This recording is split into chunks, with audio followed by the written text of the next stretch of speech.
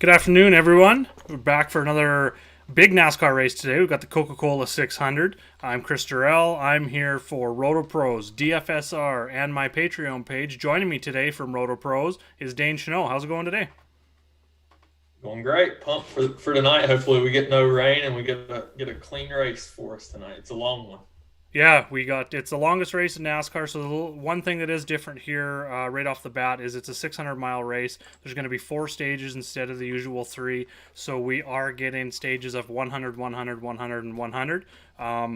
That can affect things a little bit, in terms of Dominator. And we'll get into that here in a little bit.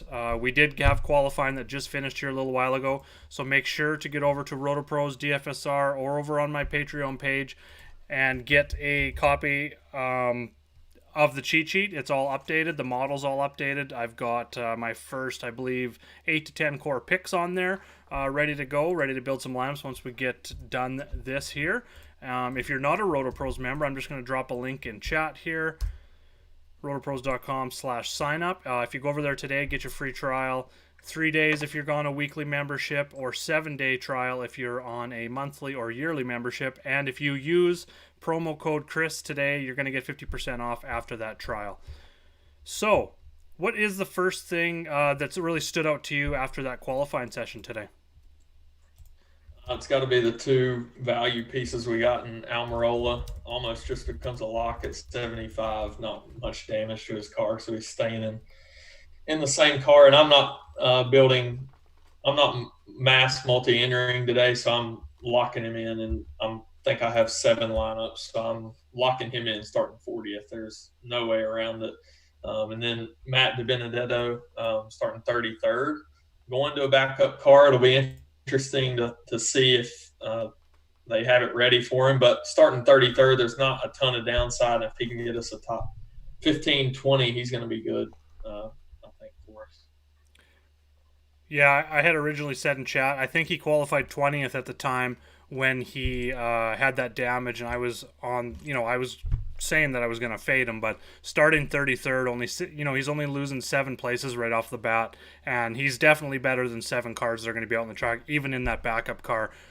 So he should have that speed in the 21 to at least get us, a top 20. Even a top 25 is, that'll scrape us by for value with him at that price to start in 33rd. So I'll definitely have some. He's going to be a little bit more secondary, I guess. I'll have more Almirola. It's going to be hard to fade Almirola at that price. And then one other guy that I had talked about earlier, I had highlighted him before qualifying, that I'm paying attention to now, one of my top values is going to be Michael McDowell at 5,600, only 4K on FanDuel. He's starting 27th, and I said pretty much if he was starting outside the top 20, I'm on board. He's got top 22s in 4 of his last 5. 3 of those are top 20s, so I feel he's kind of in that. And then on the season, actually, he's been solid too, not just looking at just track history. He's got a 21.3 average finish this season, so I will take a 20th to 23rd place finish from McDowell at that price all day long and twice on Sunday.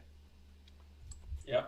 I think one thing we're really going to need to watch that was opened up by qualifying is how we build lineups and make sure we just don't throw so many place differential plays in there. Yeah.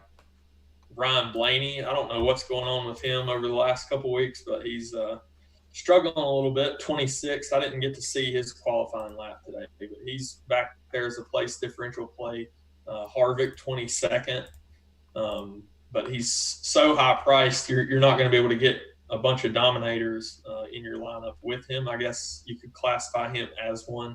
And we did get some value guys starting in the top 6. So if one of those lead, they could still be. They pretty much have to get dominator points to pay off where they're starting. Yeah, I 100% agree with you there. It was kind of weird watching that qualifying. The Toyotas kind of fell back in terms of where they're starting, and there's really Chevy dominated at the front. I thought Jimmy was going to really grab that pole. Kurt Busch got him just by a little bit there right at the end. If you had to pick, just going through, I know we talked about this early in the week. If you had to pick, I think we had talked about 2 to 3 dominators. I think we're both still kind of on that same page. We've seen that in the past at this racetrack just because it's such a long race with the stage lengths now. You can get a driver who leads early in the race. Then you got some you got some changes that come in those pit stops. There's a competition caution at lap 20. Then, of course, the fuel runs, they're going to have to do green flag pit stops, provided there's no cautions. If there is long green flag runs, I think there's a chance exactly for 2 to 3 guys to get up there and lead. Maybe not 100 plus each. There's probably going to be one guy that leads 100 to 200 laps. But I think there's also going to be, like we've seen in the past, 50 plus 50 to 70, 50 to 80, probably another 2 drivers that lead somewhere in that range as well. And if you can somehow get all 3 in a lineup together, or at least 2 of those 3, I think you're going to be set up good just with the other values that are available this week. Right. I think you're exactly right. It depends on how we're going to classify these guys that are starting up in the front. Like I said, I think some of them, or all of them in the top 6 there, are going to have to dominate or get fastest laps, get laps led to pay off their starting position, and they're going to have to finish in the top 10. But if you classify those guys as dominators, I think you're still going to need 2 to 3. And even if you throw out the guys starting like Harvick, if you don't classify him as a dominator, 2 to 3 is still where I'm going to go. Yeah. Yeah, so looking at those guys that are starting top 10, I'm just going to run down the qualifying order here. And I just want to kind of get your view on which guys you think have a possibility of leading early, because I think there's only like maybe 1 or 2. So you got Kurt Busch on the pole, Jimmy Johnson, Chase Elliott, Matt Kenseth, Tyler Reddick, Austin Dillon, Joey Logano, Martin Truex Jr. 8th, Keselowski 9th, and William Byron 10th. So, I mean, out of that group, early on in the race, I think it's probably going to, I think just the speed that he showed, Jimmy Johnson can get out front, probably lead some laps early. I think it's either him or Chase that leads the early, like, stage 1. It's going to be one of those Chevys. It could possibly be Kurt. He gets to pick his lane, I guess, top or bottom. Probably going to take the bottom. That PJ1 compound is down on the track. I think they've been putting it on for, I want to say, the last 2 days leading up to this race, and that is kind of where Almirola, when he spun out, he was kind of getting higher than everyone else in that PJ1. So early on in the race, I don't think you're going to see a lot of guys getting up there. You're probably going to see like your Kyle Busches, if he was still here, Kyle Larson. You're probably going to see Tyler Reddick probably get up there nice and early in the race as well. So I'm kind of the mind that we're going to see Jimmy or Chase kind of lead the most laps. Who's your early pick? I think I'm right there with you. I was, for everybody who was in the Slack earlier, they know that I like Chase a lot. I told you I wanted him to qualify in the top 5, so he does have that chance to lead early, so I can go.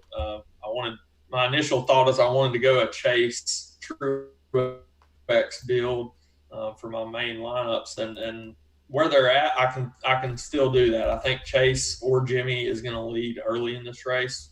And then I think Truex, you're targeting him to lead maybe toward the middle to back end of this race. I don't think he gets up there right at the very beginning and takes over all these Chevrolets. It's going to get broken up with this lap 20. It's lap 20, correct? The competition. That's correct, caution, yeah. And just a 25. normal competition caution. Yeah, so it's going to get broken up there, so it's not going to be a long run. So I don't think Truex is going to get up there and lead early on in this first stage. So it's going to be one of these guys, and through 20 laps, we might see if Chase or Jimmy don't get out front at the very beginning. It's not time to panic. Maybe their pit crew can get them out there after the competition caution if there's not one before. Yep, I 100% agree with you there. Truex is definitely my top play. Still is. I mean, we get a little bit of place differential upside. Him starting 8th. He's just been absolutely dominant here. Looking at his last finishes, he's won 3 of the last 6 races here, and top 5s in 2 others, and 13th is his worst finish in that time. And in those 6 races, he's had like 827 laps or something like that. Just he's owned this track, whether it be pre-stage racing or since 2017 when stage racing was come in. He's proven that this is a track, probably his best track out there. So he's definitely number 1 for me. And I agree with you that kind of like it feels like Harvick at the first Darlington race. I know, like where we said, I think we picked Keselowski early on to lead that race, maybe a little bit of Bowman, and then Harvick will come late, probably lead the most laps and possibly win the race. That's kind of how I see it playing out here as well. Like you said, Jimmy or Chase early on, and then I think Truex kind of comes in stage 2, stage 3, and if they set the car right, like they have proven in the past with that 19, even just with Truex and what he likes in the car as they transition from daytime to nighttime. That seems to be where they really, really capitalize, is setting that car up, moving into the night under the lights there. And I think he can definitely go ahead and dominate, 200 to 300 laps led towards the end of this race.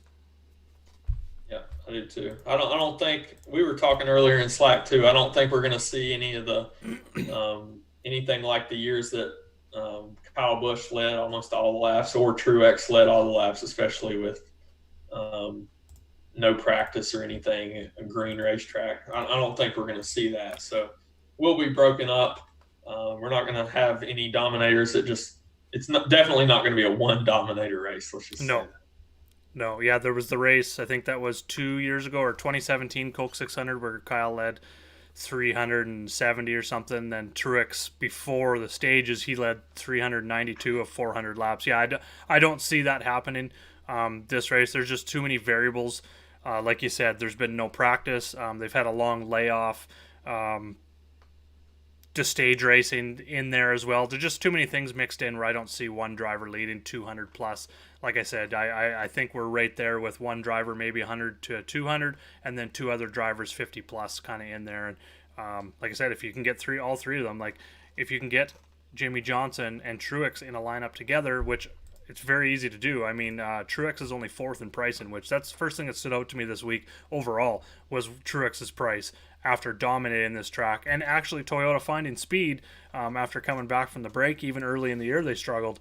Truex fourth in pricing, I love it. And he's second in FanDuel, so a little bit better value on DraftKings. And then Jimmy down at 9,200. Not only does he have track history here and not just 8 career wins, and he's faded off late in his career, he's got top 10s in 5 of his last 6 races here with a win in 2016. So it's really good track history, Chevy speed, Jimmy's experience. Putting him and Truex, that experience and their track history combined, I think that's an awesome way to start a lineup today.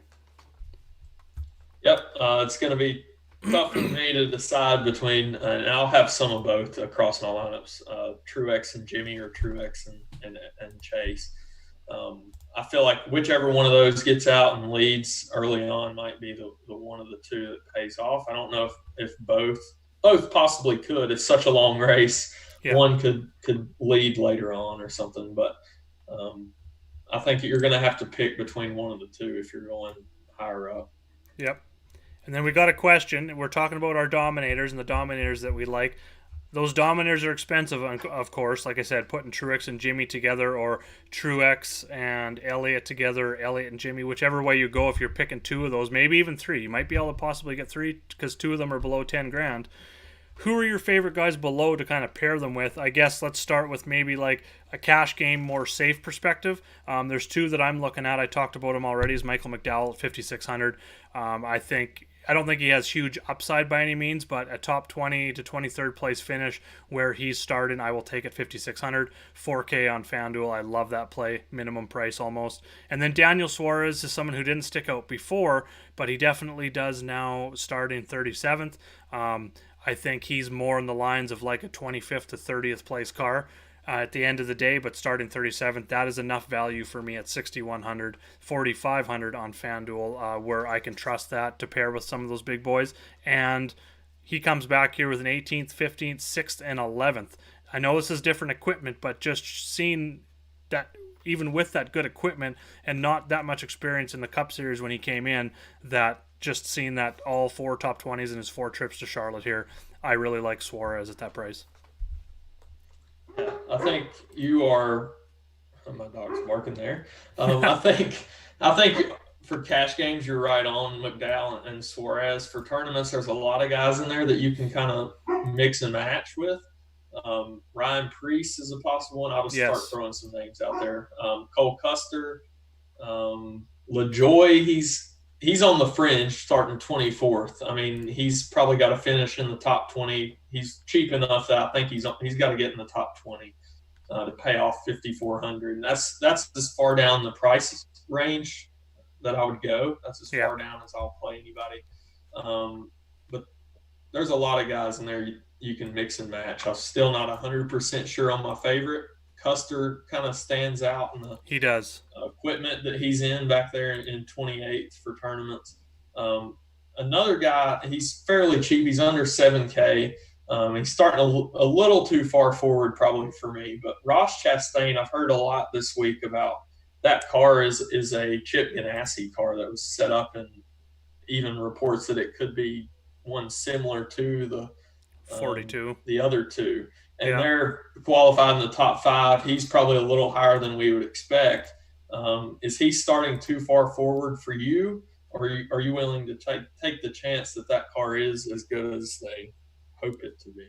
Yeah, starting 21st is a little bit scary, but I think, we're talking GPP here. I think that's a great pivot off of, like, I think Custer could see some ownership. Suarez and McDowell for sure are going to be chalky. Almirola right above that. Even Matt DiBenedetto starting 33rd. I don't think it really matters him going to the back like we talked about. Now it's only 7 spots. Chastain's going to be like 5% or less owned, I think, just because of that, especially starting 21st. And he may, I think if he kind of finishes right around that 20th position, you're really looking for like 15th to 18th, probably somewhere in there, to get max value out of him. I don't think he's any better than that, but I think it's definitely possible for a 15th to 18th place finish.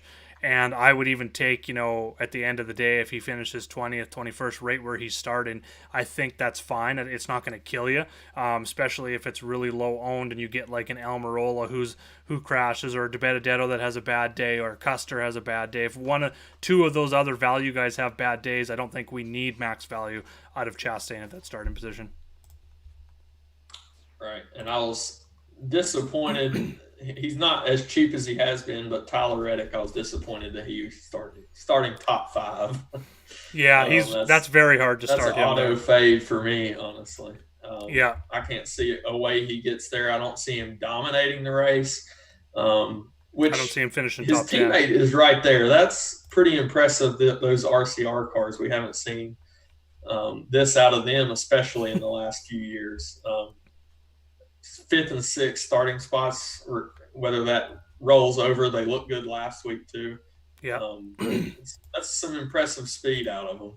Yep. He's maybe a play I'd play a little bit more in terms of FanDuel. If you're playing FanDuel, those guys that maybe overqualify compared to, like on DraftKings, like you said, the first thing I like doing is looking at those top 10 starters and seeing of that group which ones have a chance to lead laps. If I don't think a driver can lead laps and he's starting top 10, it's almost a full fade for me on DraftKings. On FanDuel, it's a bit of a different story because we're only getting half the points for place differential, and finishing position's a little more important. So I'll maybe consider Reddick as a GPP pivot over on FanDuel just because of that. If he finishes top 10, I think he is close to paying off that price if he finishes 5th to 10th, somewhere in there. So keep that in mind when you're playing both sites.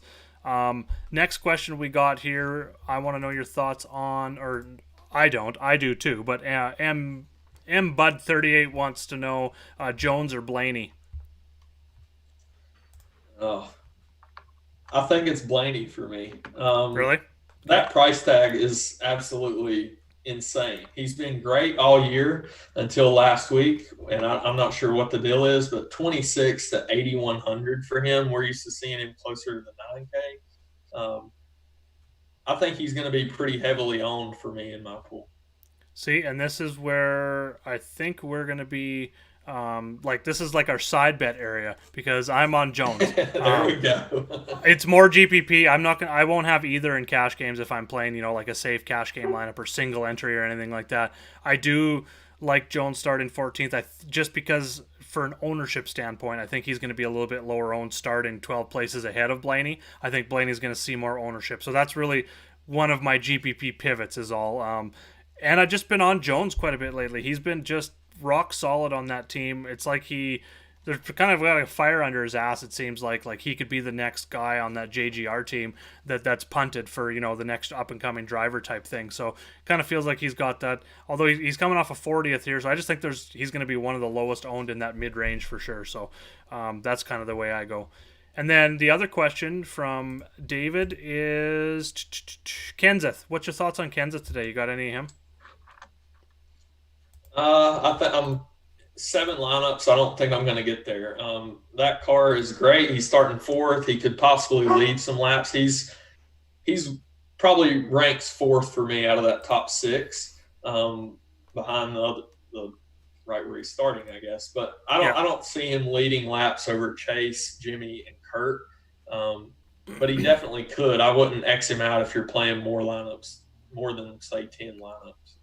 Yeah, I'm kind of 100% on board with you there. He's like I just mentioned before. I go through the top 10, and if I don't think a driver can lead laps, it's kind of almost like an auto fade. So he's kind of in that territory for me, like Reddick. Obviously, I have Kenseth higher than Reddick. So if you're playing FanDuel, I do like Kenseth more than Reddick. To finish, I think he can definitely. He's proven he's got a fast car, and that long layoff, like over a year not in the car, hasn't affected him at all. The speed is there, so I think he's probably going to be a top 5 to 10 car again. So I will have him probably 0% on DraftKings and somewhere in the range of 20 to 30% on FanDuel, just because that price tag is really nice and helps build a nice. If you want to go balanced lineup, you can definitely go that direction. So feelings on Almirola. We talked about Almirola. He's pretty much got to be a lock in all formats. He's going to be super high owned. If I was building 20 lineups, I'd probably have Almirola in, let's say, 12 to 14. I'd want to fade him in some just because I like to go contrarian in a few, and this is a very high variance sport, so the chances of him getting a flat tire early on,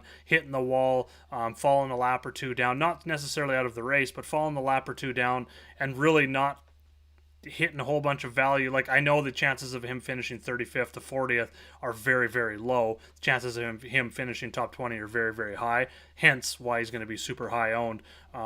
But just as a GPP strategy, sometimes you got to take a chance against those fading that 80% ownership or 70% ownership that's there.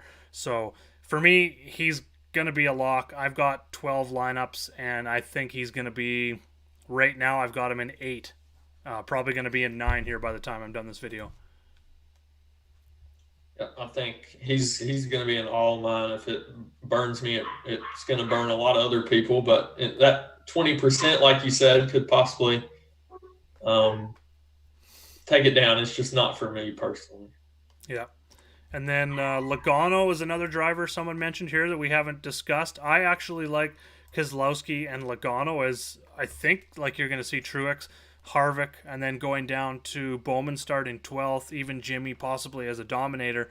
I think the ownership of Brad and Joey is going to be a little bit lower than I originally thought. I do like their price as well. They're sitting there right behind Truex as 5th and 6th in pricing, so you could almost put them together if you wanted, but at least one of them.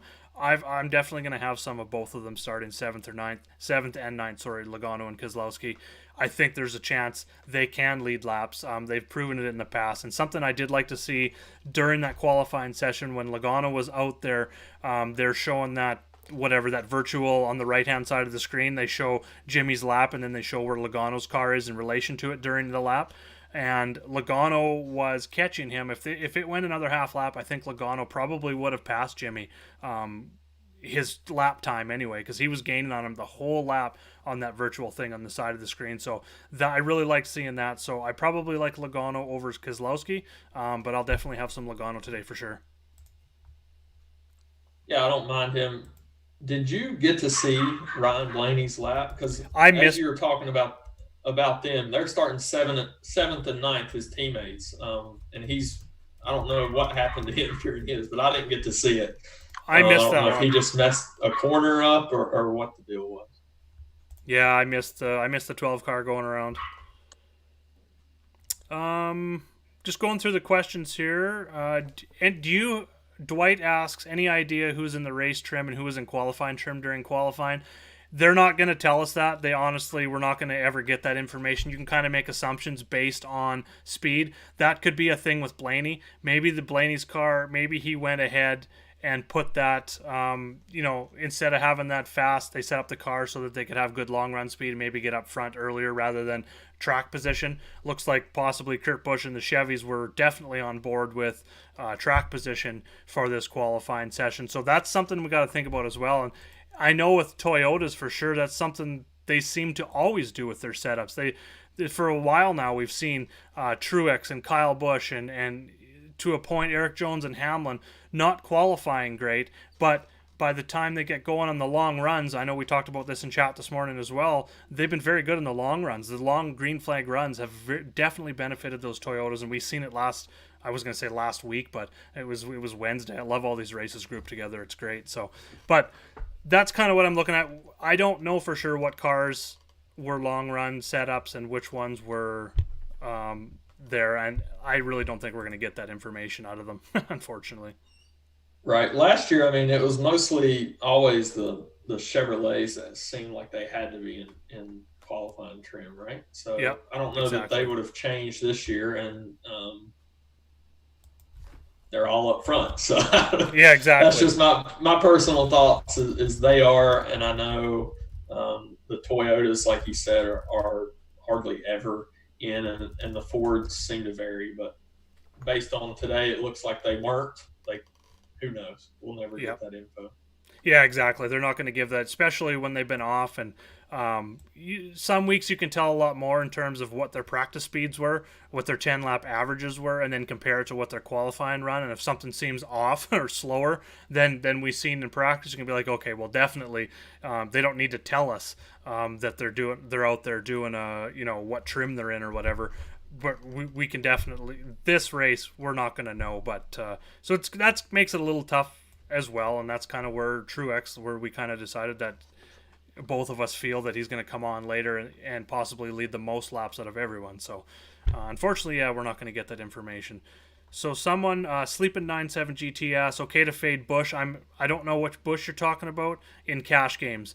I don't mind fading Kyle Busch in cash games at all. He's the most expensive driver. I think you can build much better lineups with drivers who are going to possibly lead more laps and or have more place differentials. So Kyle Busch for sure, no problem fading. When it comes to Kurt Busch, it's very tough. Like if I had to choose between Jimmy Elliott and Kurt Busch, which driver is going to lead the race early, it is very, very close. Like I'm almost bound to build three separate lineups, kind of looking at one of them, or at least trying to get two of them, like I said. So I think you can fade Kurt Busch, but it depends what your own personal gut tells you about. If you don't think he's going to lead a bunch of laps early, I don't think he's worth it in cash games at all. If he loses the lead after, in the first 10 laps, he's definitely not going to be worth it starting first unless he finishes like second with like 50 laps led. So that's kind of where you got to decide which one of those drivers is your favorite to get out and lead. And without that practice times, it is really a guess because all three are fast. Yeah, I think you're right. For me personally, Kurt would not be a cash game play for me, but I could see the argument on the other side that he is if he gets out there and leads for a while. But he's got to do that, and he's also got to finish still in the top 10. I would say to pay off and Yep. getting cash. I appreciate the sleeping. He said your sheets on the site are awesome. Appreciate the shout out. So that kind of gets through all the questions here. I don't know how long we've been going. Oh, about 30 minutes. That's absolutely perfect. That's kind of the time I was looking for. So coming up here in the next little bit, I'm going to finish updating the sheet with my top picks. We're going to be in chat. Hit us up, hit me or Dane up in the RotoPros Slack chat. Like I said, if you're not a member, get over to rotopros.com. Click that yellow sign up button, top right hand corner. Get your free trial today. Use promo code Chris, and you're going to get 50% off once your trial is out. We're going to be in there pretty much leading up to lock. We got about 4 hours. No, sorry, 2 hours. I'm getting my time zones mixed up. So we've got 2 hours to build lineups now, which is awesome. Qualifying same day is not a big deal at all. This is nothing like iRacing. So I actually kind of like this a lot on Sundays. You can hit me up on DFSR. I'm going to be in that chat or in my Slack chat for my Patreon customers as well. Hit me up anywhere there or hit us up on Twitter. I'm at Jaeger_bombs9. Dane, what's your Twitter? Red Stag 007. Or you can hit us up at RotoPros as well. Thanks, guys, for watching. Let's have a good race, get some green screens, and we'll see you next week. Before we go, we do have another race. We've got Xfinity race tomorrow. We've got a truck race on Tuesday, and then we've got another race here at Charlotte for the Cup Series on Wednesday. And we're going to do everything we can to do a live show for that. It's going to be inverted top 10 from the finish today, and then 21st to 40th will start where they finish today, just like the second Darlington race. So keep I don't know, stay tuned. We're going to be releasing when we're going to be doing shows for that coming up once this race is over. So enjoy the race, everyone. Have a great night.